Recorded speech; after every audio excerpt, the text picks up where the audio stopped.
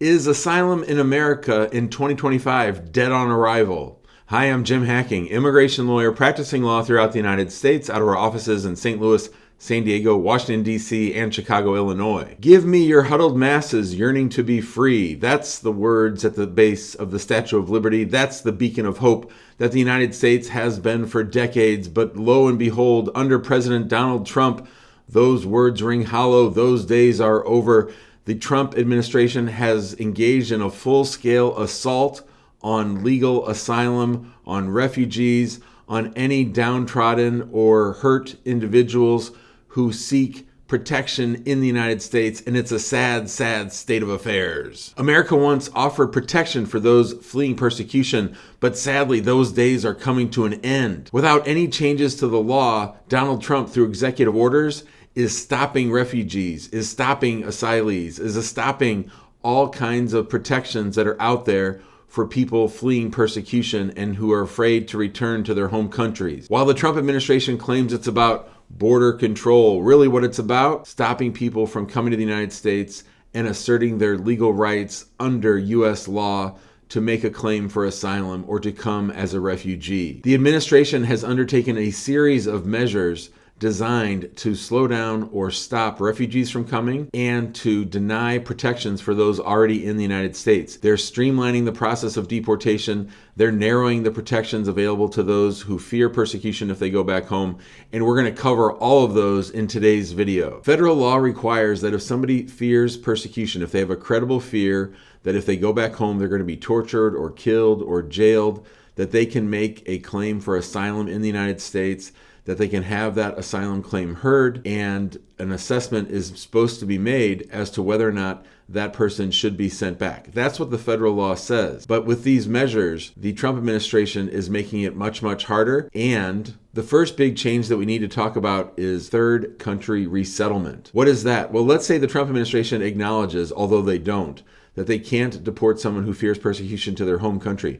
What they're doing instead is deporting them to countries like El Salvador or Uganda or Ghana. And even though the individual being deported has never been there, has no legal right to be there, those countries have agreed to accept the people. And some of the people being accepted are tortured, or even worse, after they're sent back to Ghana or Uganda or one of those other countries, those countries then send the people back to their home countries. So it's just a way station, just a delay spot for people to sit while waiting to get ultimately deported back to their home country, even though they might have a valid asylum claim. This is wrong. Over 700 people have been deported in this way, including those with valid asylum claims and judicial orders saying don't deport them. This is a clear violation of not only U.S. laws passed by Congress, signed by prior presidents, it's a violation of international law. We have agreed in compacts with other countries to not engage in this kind of behavior. We are flouting our international obligations every single day. We recently heard the story of a man who feared persecution. A judge had decided that he should not be sent back to his home country, so instead ICE sent him to Ghana, where he was then turned around and sent back to his home country. This is wrong. He is now in hiding. Section 208 of the Immigration and Nationality Act and the Convention Against Torture prohibits us from doing this. This is nothing more than lawless conduct by ICE and DHS. It's completely illegal.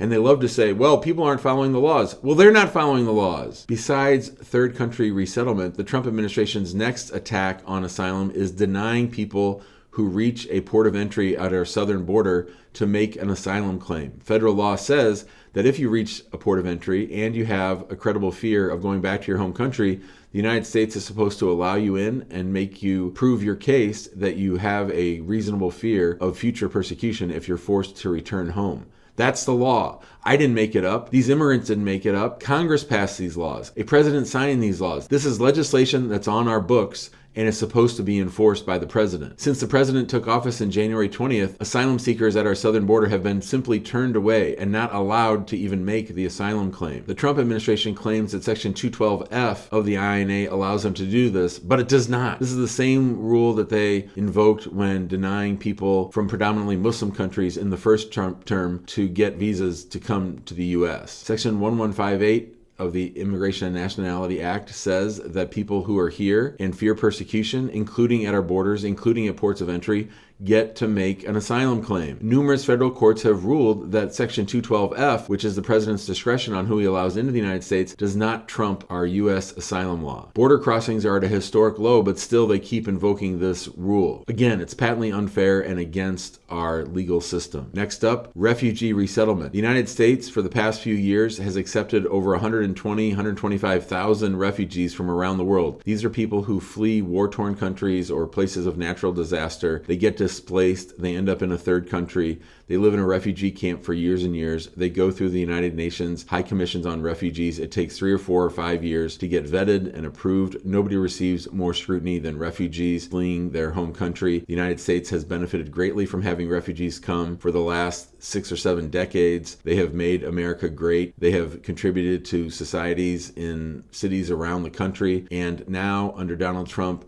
they have throttled and almost stopped refugee resettlement. The numbers have dropped from 125,000 to about 5,000 refugees a year. Again, this is contrary to federal immigration law. This is contrary to what our nation stands for. This is contrary to that message that I read to you at the beginning that the Statute of Liberty stands for, that we are here to take in people who have been persecuted or tortured or jailed or subject to terrible conditions during war. We've accepted them as refugees, and they've made this country what it is. The ironic thing is that almost every non-white refugee group has been excluded. The only group that Donald Trump is allowing into the United States through refugee system is people from South Africa, white people from South Africa. And so that just goes to tell you that what Donald Trump is really about is making America white again. They're worried about brown people. They're worried about black people coming to the United States. That's what we're talking about. They want to return America back to what it was like in the 1950s when white men ruled the world. Things are so bad that even though federal law requires the administration to meet with Congress to set refugee levels, they've refused to do that. Refugee resettlement has always been a bipartisan issue. Republicans have been in favor of refugees forever, but not Donald Trump, not Stephen Miller, not the white xenophobes who are running the Department of Homeland Security, and stupid Marco Rubio running the Department of State. Another way that the administration is attacking asylum seekers and people who fear persecution is through the judicial system. So immigrants who face deportation, they don't go to a federal judge who's appointed for life. They go to administrative law judges whose job it is to deport as many people as possible, to hear asylum cases and to, according to the Department of Homeland Security, deny as many people as possible. Stephen Miller wants them to deport 3,000 or 7,000 people every day. They have these high quotas, and one of the great ways to do that is to really limit and narrow who can apply for asylum, who are the protected groups. And you need to understand that when you fear persecution, you don't necessarily get asylum in the United States. You have to show that it's because of your race, your religion, your political opinion, or your nationality. There's one other catch-all group, which is called particular social group. And particular social groups are ways that lawyers and people advocating for asylum seekers can define a particular group and say these kinds of people back in this country are being persecuted. Well, through changes at the Board of Immigration Appeals and decisions by the Attorney General, the administration has been able to limit and take away protected classes, people seeking asylum. This would include domestic violence sufferers, people who were hurt by gangs, and people who are being persecuted because of their gender or other family type issues. What does that mean in the real world? It means that women fleeing abusers are sent back to their home countries to where the police will not protect them, the government refuses to protect them, and they're going to face more abuse at the hands of their abusers. Over the years, through the development of case law, the types of groups that have been protected has expanded, and with the stroke of a pen, Pam Bondi and the Board of Immigration Appeals has greatly limited that, and now it's much, much harder to apply for asylum and to receive asylum in the United States. Not only that, the Trump administration fired many judges that they viewed as granting too many asylum applications, and instead they're instilling them with Trump loyalists, and now they're even bringing in people from the JAG Corps, military people who are simply going to quote-unquote follow orders and deny as many asylum cases as Stephen Miller tells them to. Another way the Trump team is assaulting asylum is for those people who have pending asylum applications at the asylum office. So when you're in the United States, if you have not been put into removal, you can file for asylum and have your case heard by an asylum officer. This is a non-adversarial hearing. It's just an interview between you and the officer.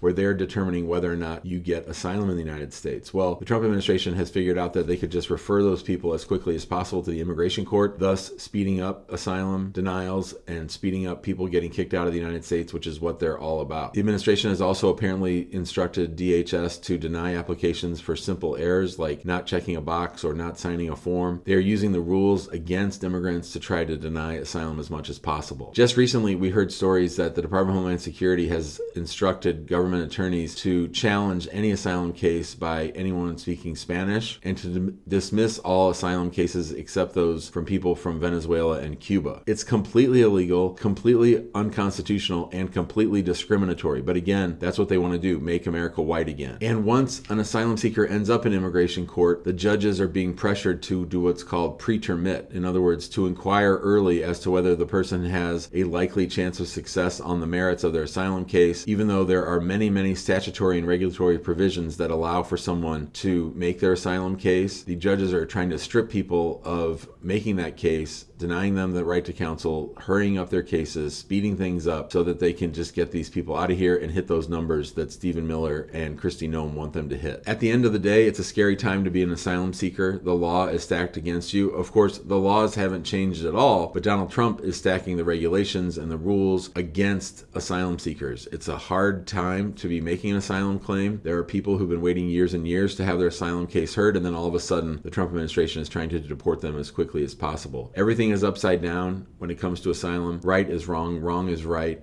The people in charge are making a mockery of our laws, a mockery of our systems. They're stripping the protections that are so important for people who fear persecution in their home country and don't want to leave the United States. It's a dark day for the United States, and at the end of the day, our whole country suffers. Our whole country will be less diverse, less interesting, and we will lose out on the great contributions that many refugees have made in the United States for years and years. If you have an asylum case pending, or if you're wanting help with your asylum case, if you have an asylum case that's been pending too long and you're thinking about suing USCIS, and you want to hire us to be your law firm, give us a call at 314-961-8200 or email us info@hackingimmigrationlaw.com. Please don't call for free information. Please don't call for a consultation.